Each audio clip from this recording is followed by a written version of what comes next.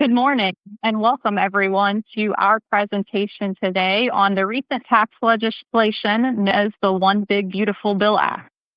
Today's presentation will be heavily focused on the provisions affecting manufacturing.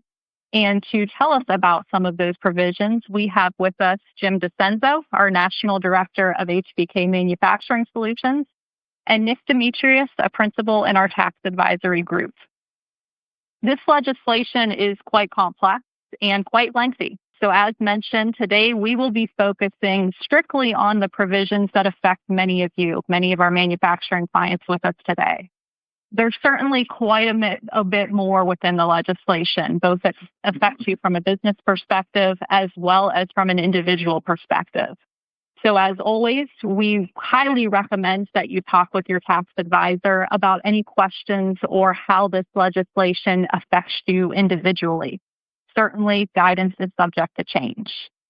Before we jump in with Jim giving us a brief introduction and talking about the legislation, just one housekeeping note. For those of you looking for CPE credit, there will be 4 poll questions that will pop up during the presentation, so make sure to confirm those. With that being said, Jim, I'll turn it over to you. Thanks, Amy. I want to thank everybody for joining us today. We are going to focus, as Amy mentioned, on the manufacturing provisions included in the bill mainly, and touching on a couple other ones. And, we've been following for the last pretty much 2.5 years this proposed legislation, much of what was contained in this legislation that was proposed previously.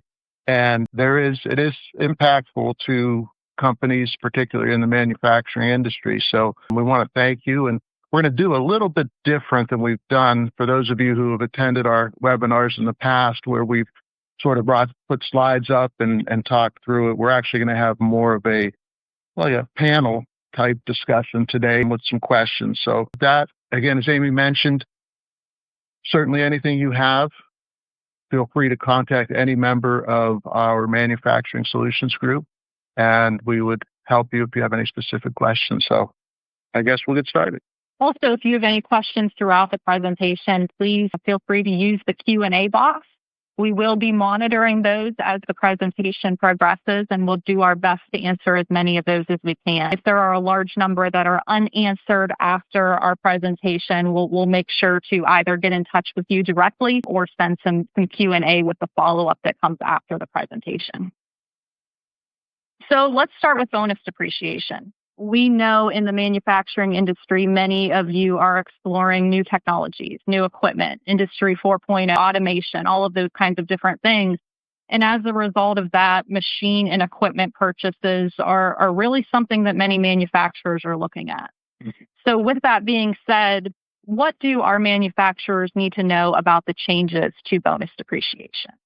Okay, well, bonus depreciation is back to 100% permanently, which is fantastic because we don't have to worry about it sunsetting like it was previously under the Tax Cuts and Jobs Act. It was scheduled to drop to 40% for 2025 and 20% for 26 and then phase completely out. So we were going to be without it for the first time in, probably like 20 years. So this is a great opportunity if you're going to buy equipment or buy any other kind of manufacturing assets.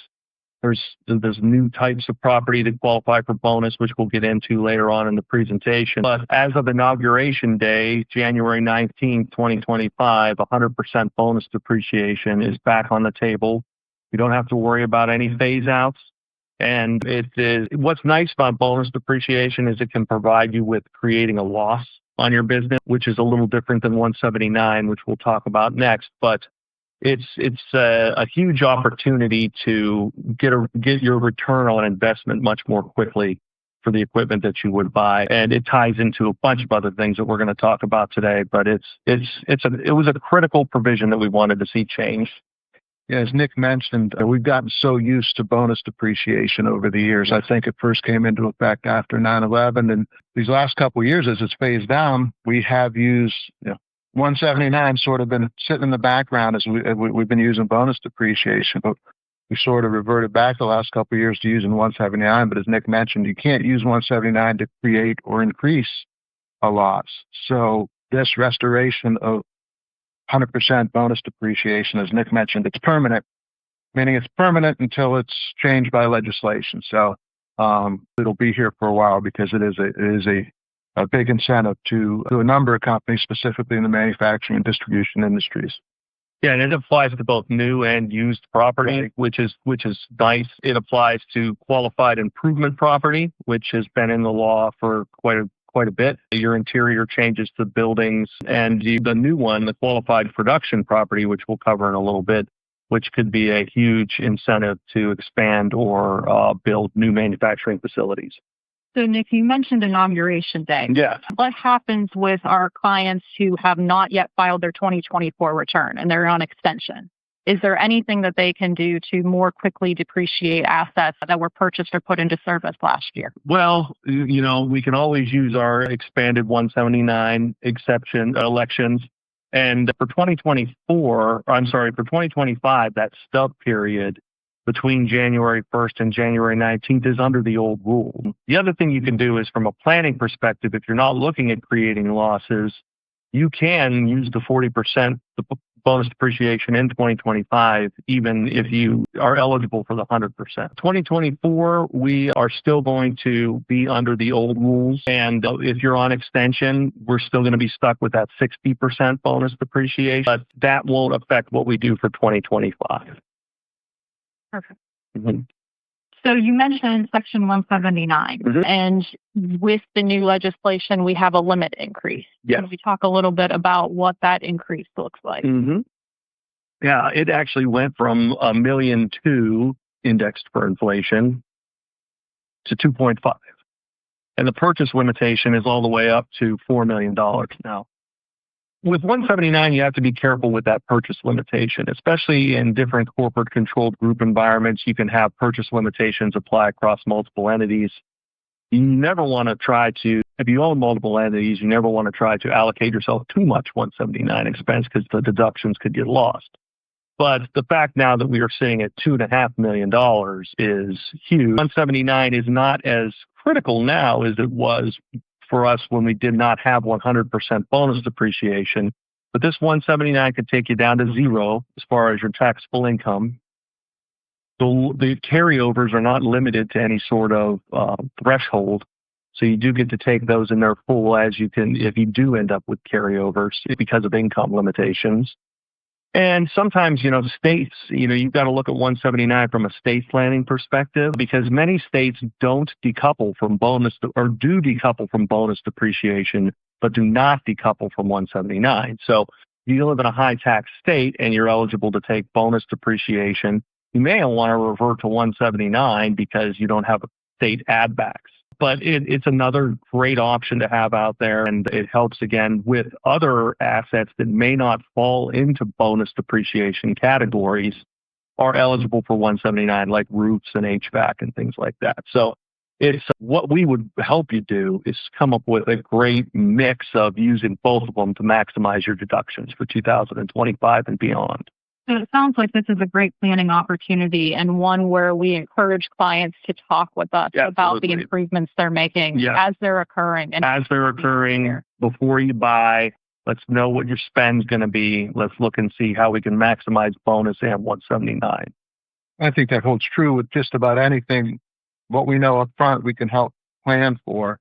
After the fact, it gets a lot harder to make wise decisions. Looks like we got a question. We do. No, that's great. We have a question from one of our attendees. Is there a limit on bonus depreciation, and how does it interact with Section 170? That's a great question, and I'll reiterate, there is no limit on bonus depreciation. If you buy $1 billion worth of qualified assets, you can deduct $1 billion worth of, subject to your basis in your entity, your tax basis. You can never go beyond your tax basis in your entity. But as long as you have tax basis in your entity, you can deduct that bonus depreciation. 179, like I said, can only take you down to zero. But again, we can use 179 for certain assets, then use bonus depreciation to maximize everything out. And it works very well. We use it a lot with vehicle planning for 179, especially when you have the SUV limitations in play, and then also for like roofs and HVACs and certain things that are carved out for 179 expense. I think we saw that interaction between bonus and 179 more these last few years. I think specific instances where we maximize the $1,220,000 of 179. Whatever was left, we used bonus on, and then whatever was left from that remaining 40% was subject to regular depreciation. 179, like I said, was brought to the forefront again, I think, these last few years. But thinking back, pre 9/11, bonus 179 was $10,000 and it was increased to $25,000. And they're, I think, bringing it up to stay in line with bonus depreciation. Nick, you mentioned a new category of assets, which is called qualified production property. Yes. Can you explain what that consists of? Sure. It's qualified production property is an original used asset, which we'll get in. We could talk about that in a little more detail, that a taxpayer puts into service in between 2025 and 2030, where that property would normally be 39-year property, a commercial building, which would not be eligible for bonus depreciation. But if it's used in the manufacturing production of property, it is eligible for bonus depreciation at 100% clip, meaning that if you expand or build a new manufacturing facility, you're able to deduct that in 1 year, which is massive.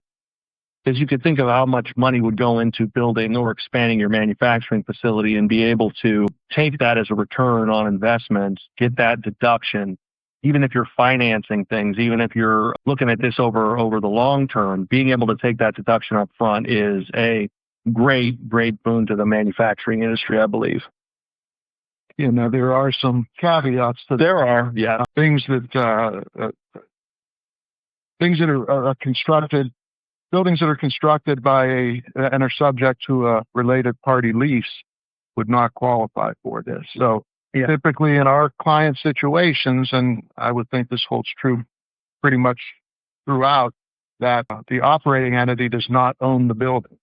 That is usually a separate entity. The way that the law is currently written, if there was an addition or a new facility constructed by a related party that leased it to the operating entity, it would not be qualified production property.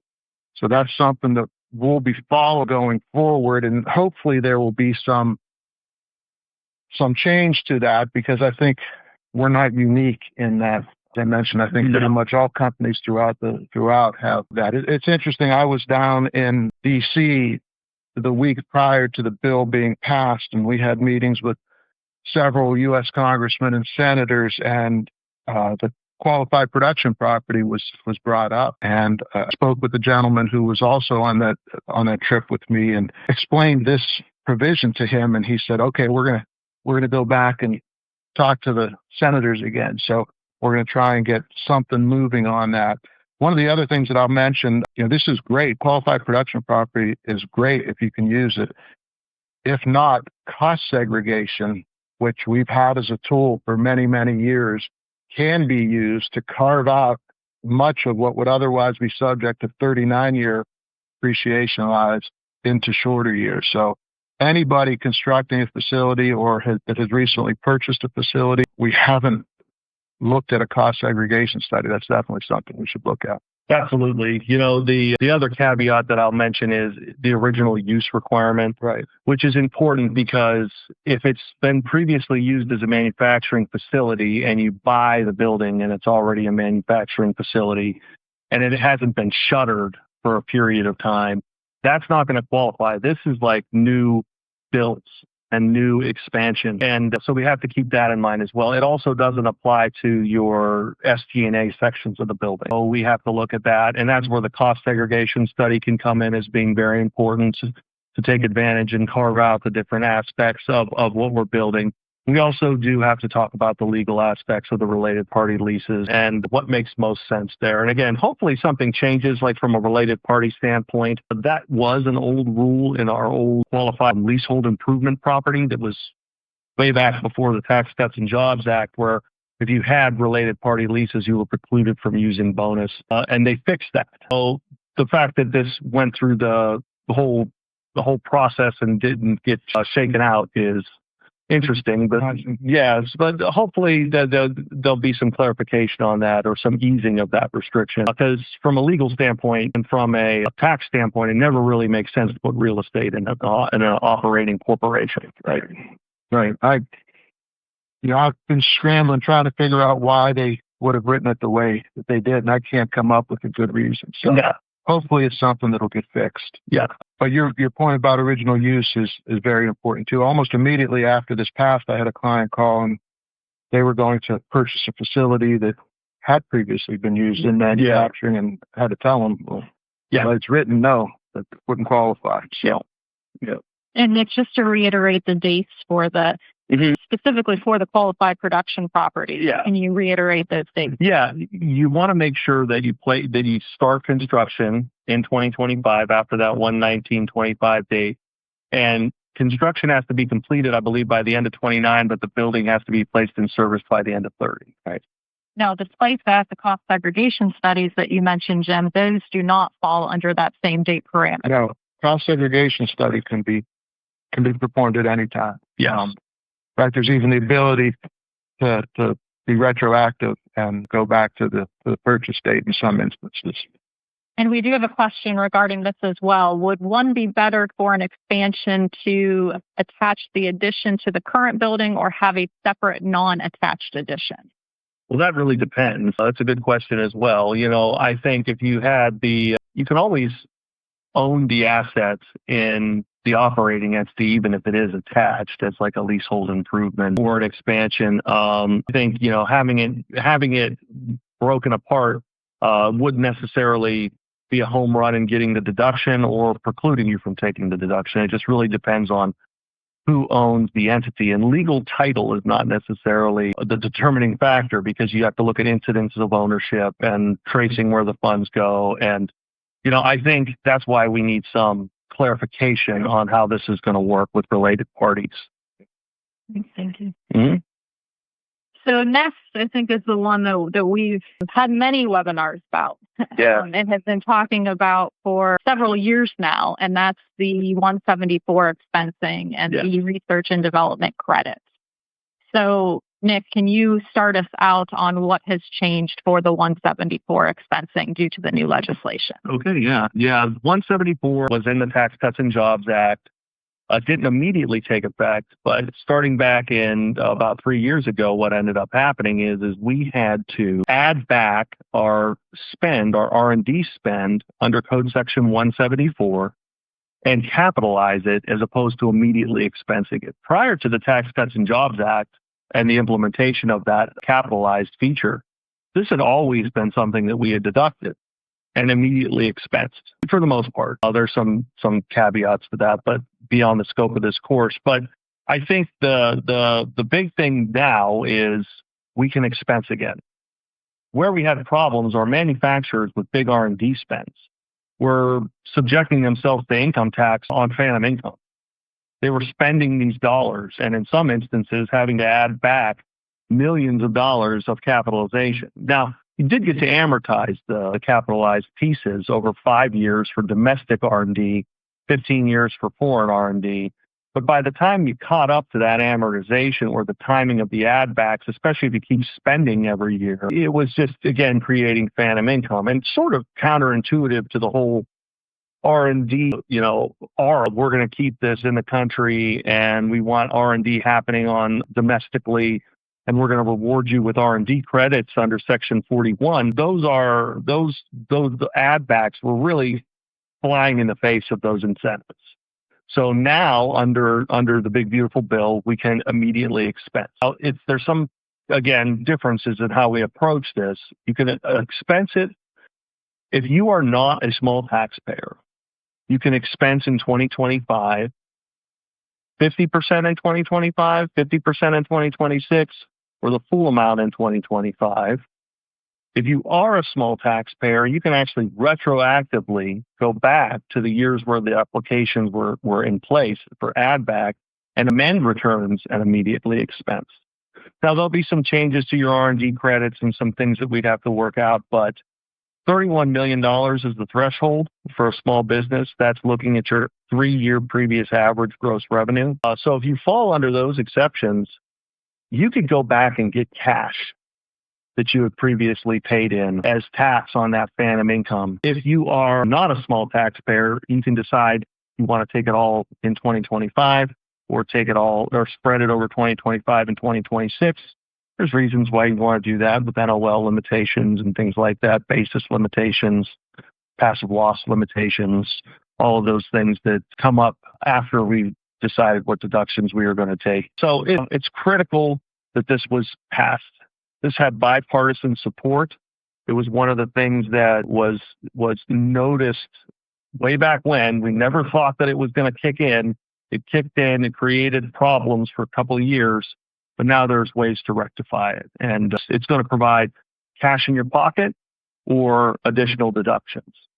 One thing I think it's important to clarify, starting in 2025, all companies, regardless of size, will be able to immediately expense their Section 174 expenses. What Section 174 expenses are is their R&D expenses are Section 41 expenses, which is a subset of Section 174. So really, R&D plus other expenses that are part of Section 174. Starting in 2025, all companies can expense them as they did pre-2022.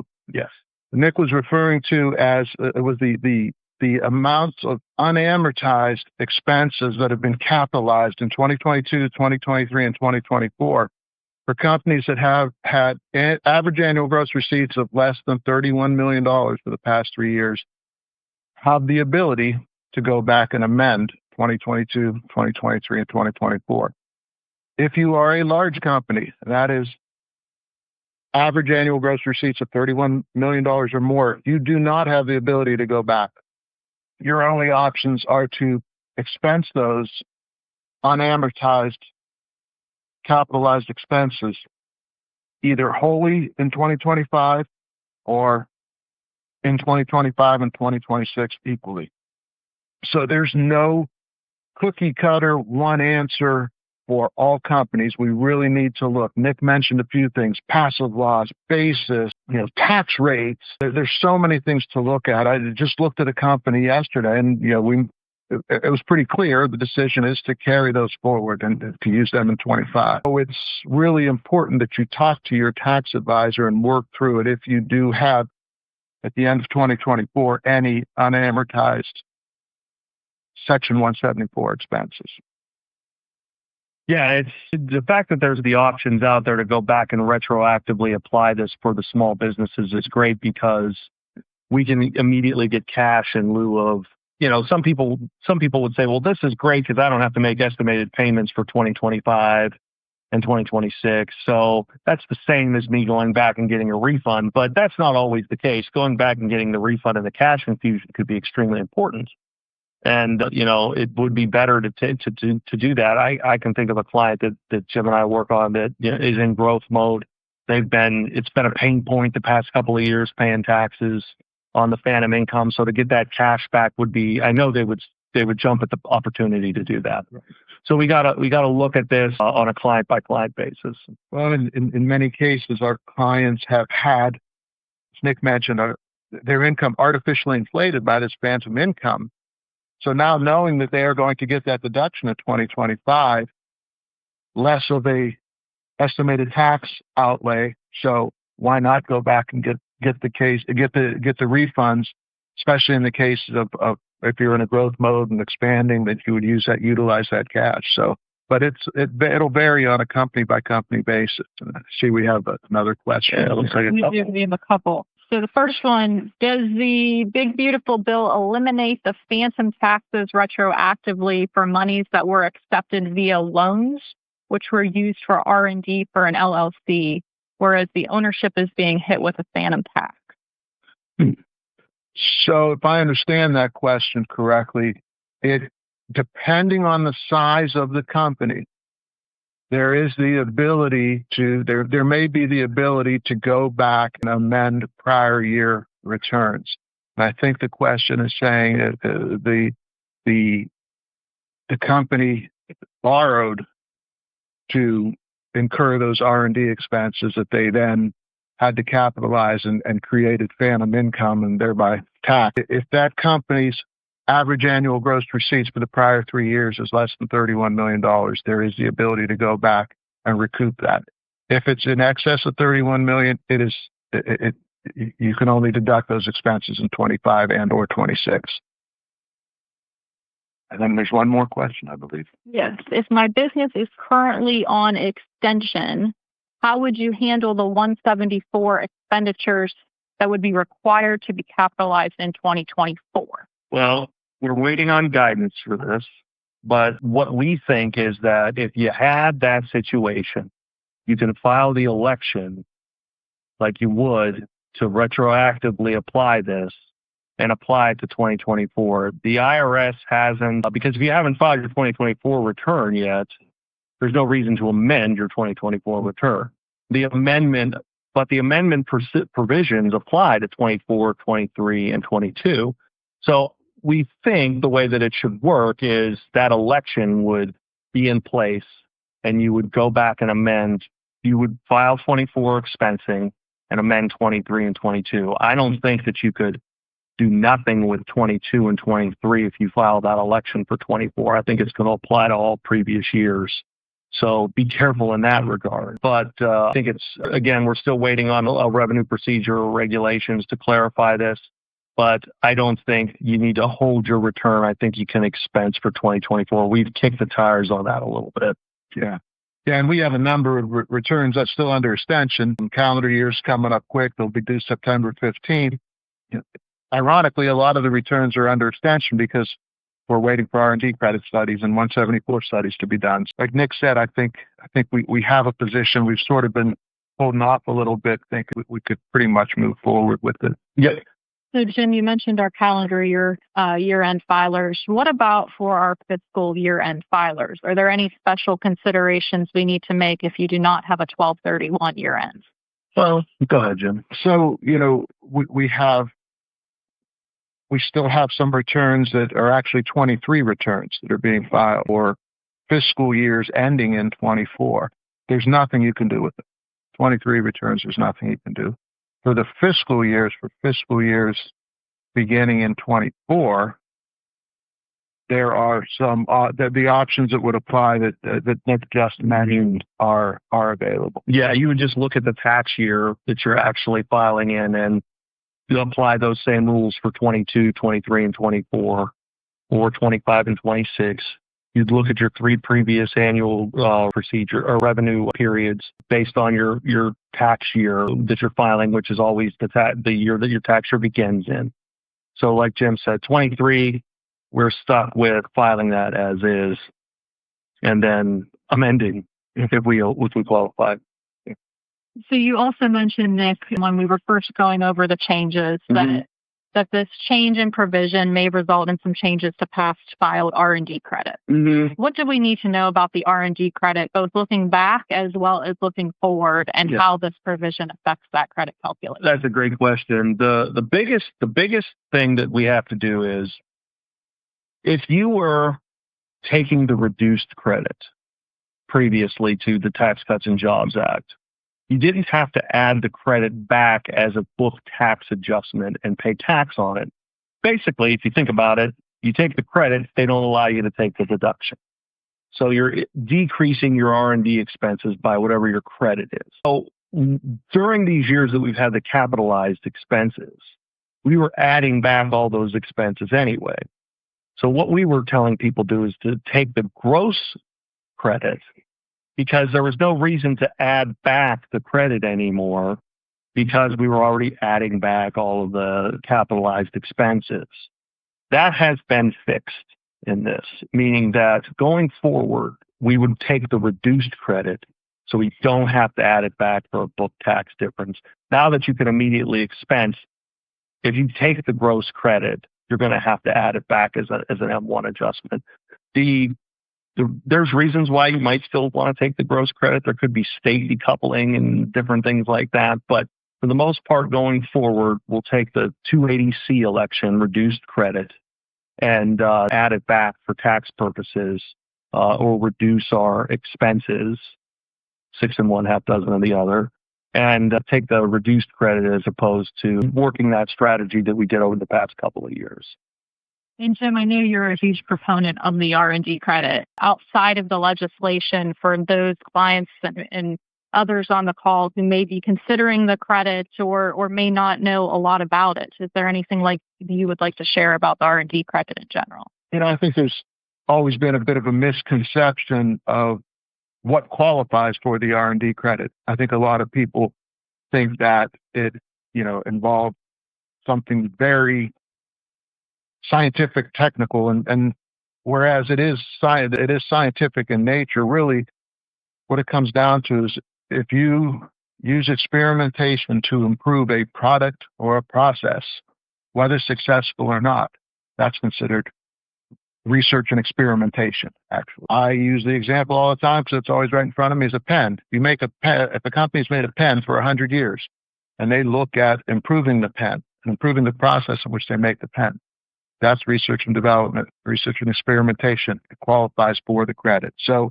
I think there is, and the rules have really been liberalized. When they first came in back in the 80s, it was pretty strict to qualify for it. Over the course of time, those rules have been really liberalized. So I think, almost without exception, manufacturing companies that I work with are doing some level of research and experimentation. So I think if you're not claiming the credit and have not looked at why, certainly contact us and we can help you with that.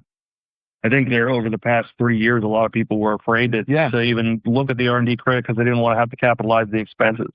And just because you don't capitalize the expenses didn't mean that you didn't have expenses that were required to be capitalized. So this fix clears up a lot of things. It does.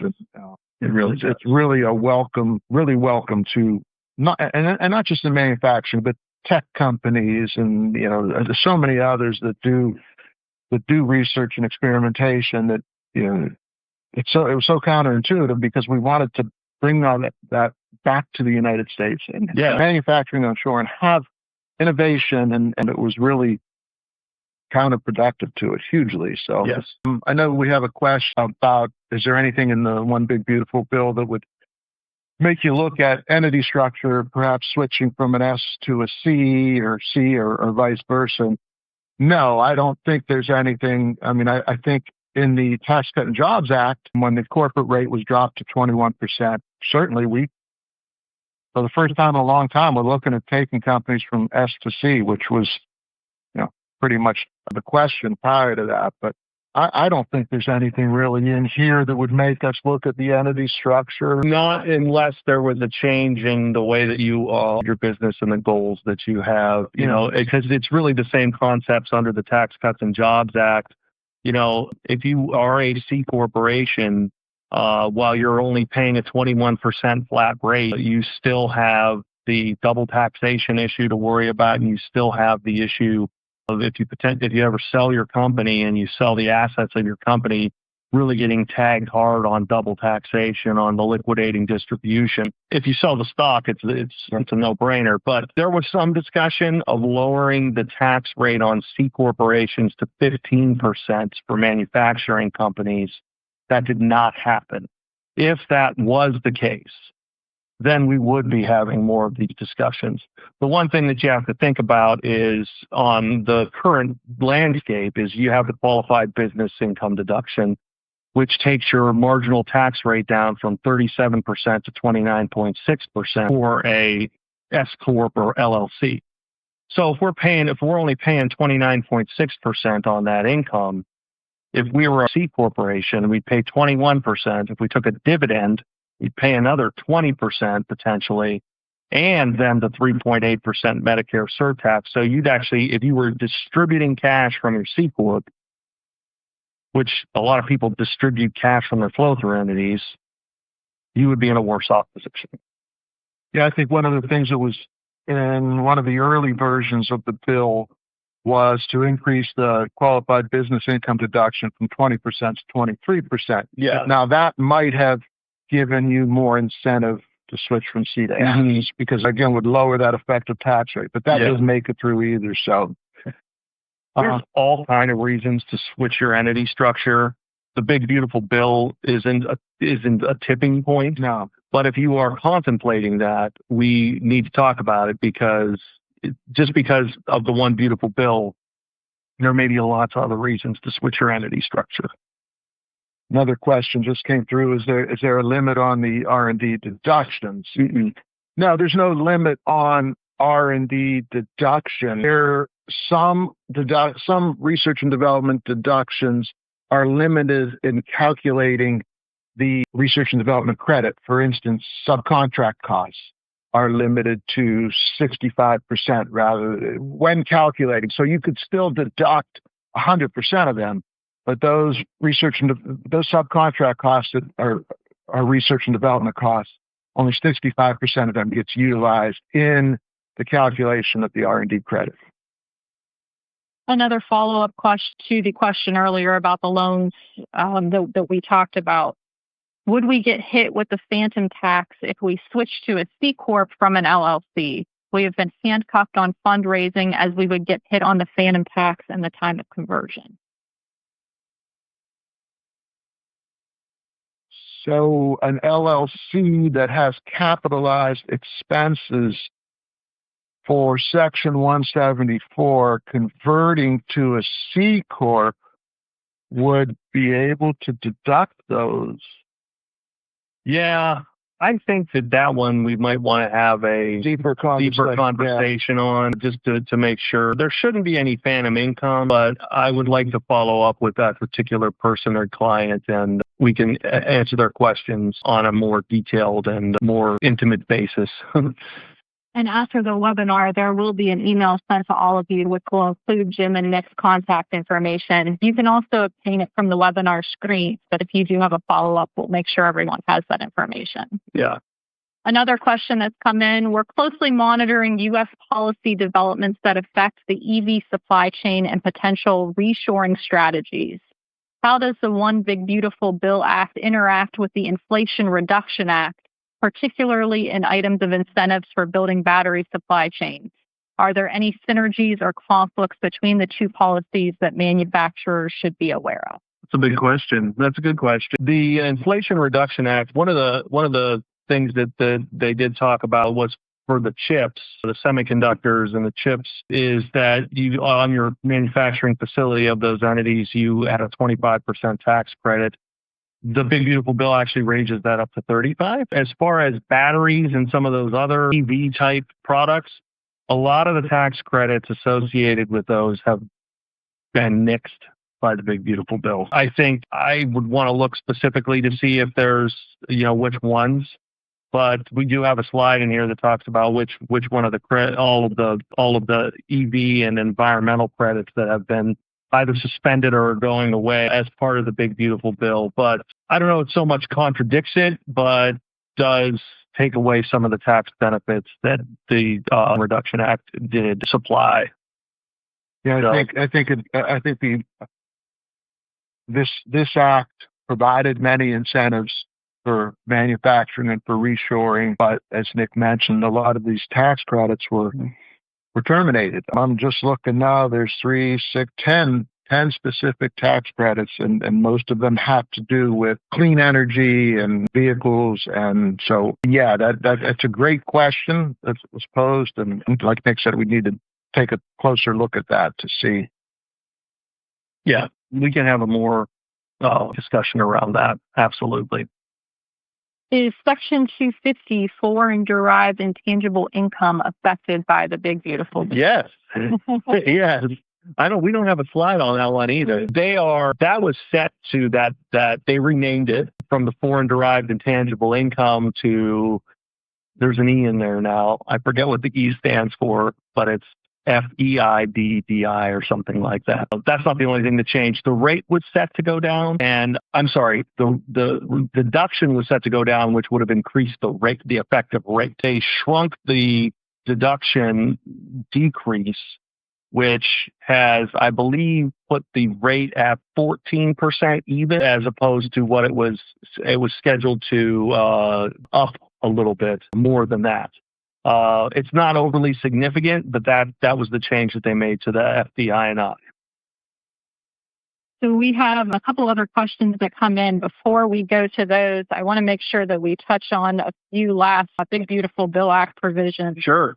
So business interest limitation, how has that changed as a result of the legislation? Well, starting in 2025, you are allowed to use EBITDA as your adjusted taxable income as opposed to just EBIT.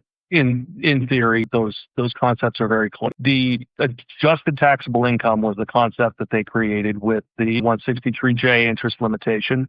And adjusted taxable income used to be EBITDA, where you would add back your depreciation and amortization. Then in 2022, we lost the ability to add back depreciation and amortization to our adjusted taxable income. Why that's important is our adjusted taxable income is now a lower number. We had to multiply that adjusted taxable income by 30% to come up with the amount of interest that we were allowed to deduct. Now, having the ability to add back depreciation and amortization and depletion gives us a bigger ceiling and allows for more interest deduction, which is critical because we have more depreciation incentives. If we had all these depreciation incentives and we weren't able to add them back for 163J, we might be faced with adding back a boatload of interest expense and being in the same place from a phantom income standpoint. So this actually is like a nice, I don't want to call it a double dip, but it doesn't take one tax deduction and handcuff the other.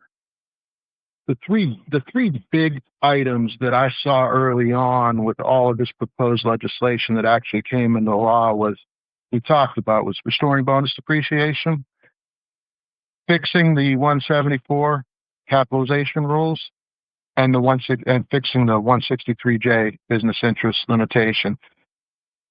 We saw a lot of companies who, because they could not add back that depreciation and amortization, were getting their interest limited.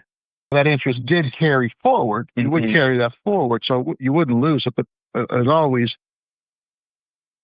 a deduction's worth more now than it is later, which I think is a good lead-in to the next question is, can we talk about the benefits of moving from accrual basis to a cash basis? So Nick mentioned earlier the concept of small businesses. If you have average annual gross receipts for the past 3 years of less than $31 million, you are considered a small business under Code Section 448C. If you are a small business, you have the ability to elect to be a cash basis taxpayer rather than an accrual basis taxpayer. What are the benefits of that? Quite simply, if your receivables are higher than your payables and you elect cash basis, you will pay your taxable income will be less. So a cash basis taxpayer only recognizes income for tax purposes when they receive cash, and they only recognize expenses when they pay their cash. So especially companies that are growing, where the receivables continue to get higher, an accrual basis taxpayer is paying tax on that as that revenue is earned, and they are deducting costs when they are incurred. Basis can be a huge savings. I have 4 or 5 things that I look at with every manufacturer that we talk to, and cash basis is right there at the top of the list. We have seen some great benefits. Now, eventually, what it is, a cash basis is a deferral, but it can be, in a growing company, can be almost a permanent deferral if you're continuing to grow. So, yeah, if your receivables are in excess of your payables and some other liabilities, some other accruals, cash basis is going to be a good answer. Matches up your tax liability with your cash flow. Right. And it's something that was expanded. I don't remember what was Was it under the Tax Cuts It and was, Jobs Act? yeah, because it used to only be $10 million. Yeah. Yeah, And it was increased to 25, index for inflation. Now we're at 31. So it opened it up to a lot more. It did. A lot more companies. It did. So to follow up on what you just mentioned, Jim, what happens if you change to cash basis but exceed the small business limitation within 5 years of the election? Do you have to revert back to accrual? Sometimes. For a manufacturer, probably. Yeah. You would have to revert back. When you have inventory that is a materially income factor, then you have to change back. Yeah. Yeah, and that's at any time, not just 5 years. Not just 5 years. If you elect it and, if you're at $20 million, average 3 years, and the next year you jump up over 30. There's a 5-year scope limitation and a 5-year built-in gain period when you change from a C to an S. So I'm not sure which 5-year period triggered that question, but that 5 years wouldn't matter if we blew through the income limitations. Right. So as we have a few minutes left here, we just want to touch on a couple other provisions that may not be as impactful, but do require some administrative change, not just for manufacturers, but really anyone who these affect. So the first one is overtime. There's been a lot of talk through the campaign and thereafter about no tax on overtime. Yes. Can you explain what this provision looks like and specifically how it affects employers or spoiler, doesn't affect employers? Doesn't affect the employer. Right. A lot of people bought, and I've had this question come up in client meetings is, I don't have to pay payroll taxes on that income now. Well, that's not the case. Both the employee and the employer are still forced to pay FICA and Medicare on that. It's above the line deduction of $12,500 that happens on the employee's tax return. The employer is going to have to report that overtime on their W-2 in some form or fashion, which we'll see how that shakes out. And then the employee can take that deduction of $12,000, up to $12,500 on their tax return. And it's only the differential on the overtime as well. So if their base wage was $50 an hour and overtime wage was $75, they only get the deduction for that $25 differential. And I think a lot of people were thinking, oh my goodness, I'm going to not pay any tax on any of my overtime, and I have all of this extra hours and everything like that. I'm going to, there were some people that were thinking, I'm going to have thousands and thousands of dollars tax free. But that's not the case. It probably boils down to about a $1,500 to $2,000 tax savings on that $12,500 because it only applies to income tax. Doesn't change anything for the employers. So don't go buying the beach house just yet on your tax deduction. It's a nice tax deduction. It's a little different than I think the perception is out there, but it is not going to help the employers any bit.